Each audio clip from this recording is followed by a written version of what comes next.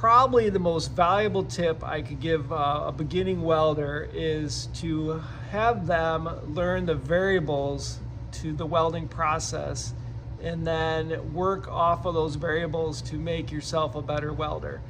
And my students over the years that have really tried to dial in the different variables to MIG welding have become really good MIG welders, and they've really tried to focus on exactly what's happening and when they change different things, how the weld bead and the weld itself changes. So the first thing I might ask you is, do you know what a variable is? What does the word variable mean? So I just Googled it here just to make sure I'm on the right page.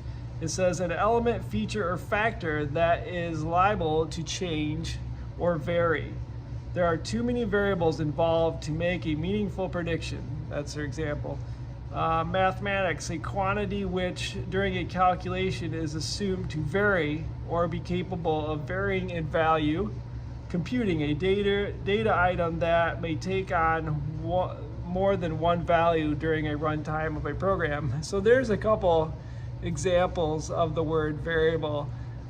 So I like to think of it as a factor of change. So there's variables that will affect the outcome. When you change a variable, it will affect an outcome. That's how I like to look at it.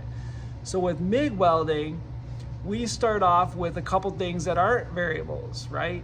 So the metal type that you're using is not a variable. So that is what controls the variables.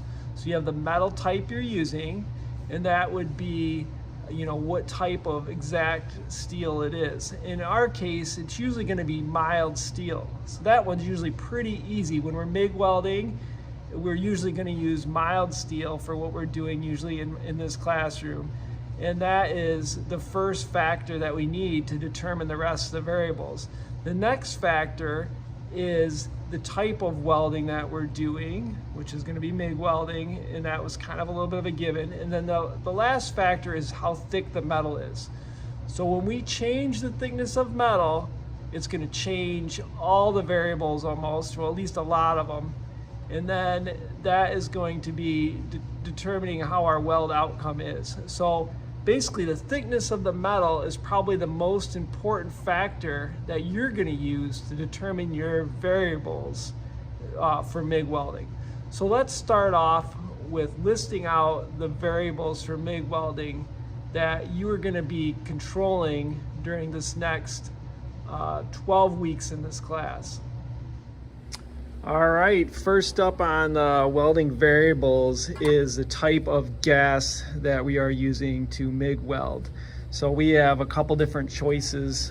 You can use CO2, you can use argon, you can use helium, and you can use CO2 argon mix. So that's what we use. This tank right here is a CO2 argon mix tank. It has 75% argon and 25% CO2. This tank right here is identical, as it's just a backup tank. And then we have some pure argon over here that we don't use for MIG welding.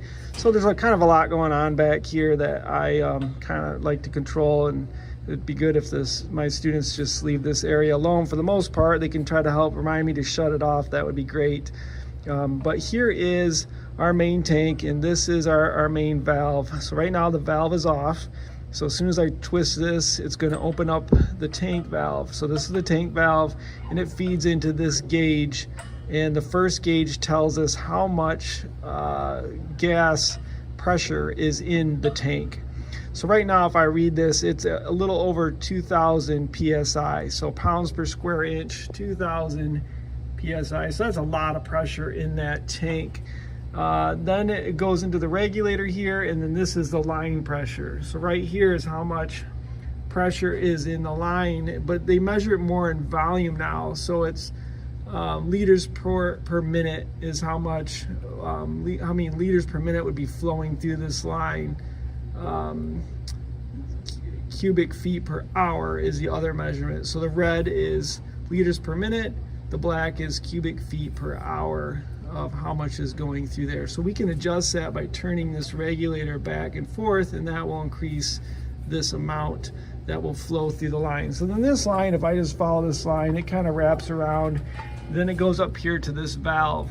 Right now the valve is closed, so there's no gas going through the valve. But as soon as I flip this open, gas will flow through this valve, and this line will feed all our welders all the way down the line. So we have the main variable I was just talking about was the type of gas, but now we have to talk about the other variable is the gas volume or pressure that you're welding with. So I try to set up all the boosts for that amount of gas flow to help us with welding. And this is a pretty good amount right here. So I'm looking at 35 cubic feet per hour in our lines. So as we're using it, if we're using all 8 welders a lot, I might have to increase that a little bit. If we're not using as many welders, I would decrease that.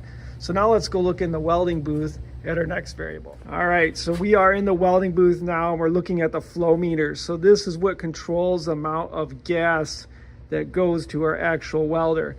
So there is kind of a lot going on in each booth because we have 2 different kinds of gas that we use regularly. So this one right here is our pure argon, and then this one is our 75-25 CO2 argon mix. So for right now, I'm just talking about this type of gas. So I would flip this down, and that would turn on the gas to the line, and then it splits and it feeds 2 welders. So this unit right here feeds this welding booth over here, and it feeds this welding booth over here. So it feeds 2 different items that we need to be concerned about. So here's our flow meters, and when I look over here, it says argon, and then here's my dial that adjusts that. So as when I activate the gas solenoid in the welder, there'll be a ball that floats, and I adjust all these. So I'd really like you not to adjust these because I adjust them, but this you can turn back and forth, and it makes the ball flow up or down. And then the same thing over here. This one, it has a couple different settings here, and it gives me this stands for standard cubic feet per hour, and it gives me a flow meter of that. So I'll turn on this welder and show you how the ball will float at different positions here. So all that, I hit this button here and it will float. So right now there's too much gas. I only need that to be about 15 to 20. So now there's a little too little. So I just adjust that to where it needs to be. That's still just a little bit high. But I set this off kind of as the welding booths closer to the tanks get less gas than the ones further away from the tanks, and it works out pretty good. So these are called flow meters. And the volume of gas, how much is going to your weld, is important. If you have too much gas going to your weld, that's actually a bad thing because it can create a Venturi effect, which pulls more air from the atmosphere into your weld, which will mess up your weld. And then too little gas will not work because it will not shield your weld at all. So you really have to be conscious of the type of gas or the amount of gas that we're using. And I try to control that for you. In most cases, you just want to make sure you're getting gas. So you can tell if you're getting gas just by when you get ready to weld and you have the gun, you should hear the gas. So you can hear the gas, just a little bit of a hiss. And that tells you you're getting gas. If you don't hear that little bit of a hiss sound, that means you're definitely not getting gas. And then you'll see the lack of gas in your weld with porosity. That's little pits in your weld or holes in your weld. All right, next on our list of variables for MIG welding are the amps and the volts. So this is basically the amount of power or heat that we're going to push onto the weld.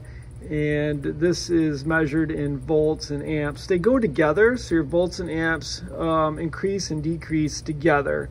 And you do that just by turning this dial. The amps won't light up unless you're welding, but the volts for this type of welding, for MIG welding, but the volts you can adjust those before you start to weld. So when we open this door, we've got to make sure that for the process we're using, we're going to turn this to MIG, and that's what we're going to get here when we do that. So we have to adjust our volts and our amps according to the metal thickness and the metal type, just like all the other variables. All right, our next variable we need to talk about is the wire feed rate. So when I squeeze this trigger, that's how fast the wire comes out of the gun. That is our feed rate. So I can adjust that up here, and it's this set up for inches per minute, and this is in units of 100. So that means that is 200 inches per minute. So that's how fast this spool of wire goes through the welding machinery, basically, and through the gun itself. So there's going to be, you're going to adjust this depending on your type of metal and your thickness of metal. You'll be adjusting the wire speed. So wire speed is one of the big variables that we adjust often when we're changing, we're doing different welds and different techniques. All right, next up on the welding variables is the travel speed. So the travel speed is how fast you are moving the welding gun or the welding torch across the metal. So a low travel speed would be a very slow speed. A high travel speed would be a very fast speed across the metal. A lot of my beginning welders have a really hard time doing this. They often move the gun too fast. Their travel speed is too fast. So that is one of the variables that we really need to focus on when we're learning how to weld, is the right travel speed. All right, here we are, and our next variable we're talking about is gun angle. So this is a pretty important variable, and basically this is our welding torch or welding gun, whatever you want to call it. And the angle that you hold the gun is going to change and affect the weld that you are doing. So they recommend usually a 45-degree angle back, so this way 45, and then another 10 degrees towards you or back towards you. So that's what they suggest for welding usually, especially for beginners. Start off at 45 this way, and then pull the handle back towards you 10 degrees. So that's what we're looking for on the gun angle to get started. So now if I turn it this way, if I'm left-handed, it's the same thing, just the other way. So 45 and then back 10. So that's what we're looking for. So this is another variable. If your gun angle is different than that, you'll have it'll affect your weld. There'll be V's in your weld, or the weld will build up in an undesirable manner, or you won't be able to see it. So I call this one of the variables. All right, the next thing we're going to talk about, the next variable, is the arc length. So when I'm getting ready to weld, I'm going to have an electronic arc that goes from basically almost the tip of the welder, which is down in here, to the surface of the metal. So wherever that arc is, the length of that is a variable. So the closer I hold the welding gun or the welding torch to the metal, the smaller the arc is going to be. If I pull the torch away from the metal, it's going to create a longer arc. The distance will be further from the tip of the welder to the base metal. So the arc length is a variable that we can control, and depending on exactly what we're doing, that arc length will make a difference.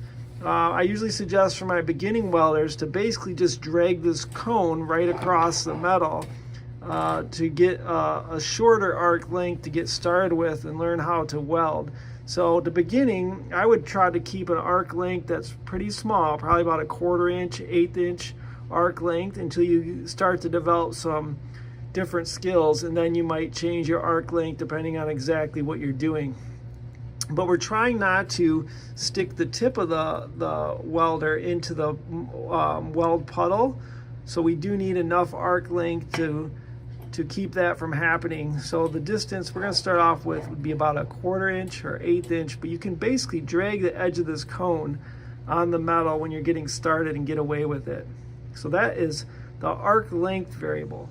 So just to conclude that, let's try to keep all those variables in mind as we're MIG welding. The most important ones are the voltage in amps, the travel speed, the gun angle, the wire speed, and the arc length. Those are the ones that are going to affect you the most throughout this class period.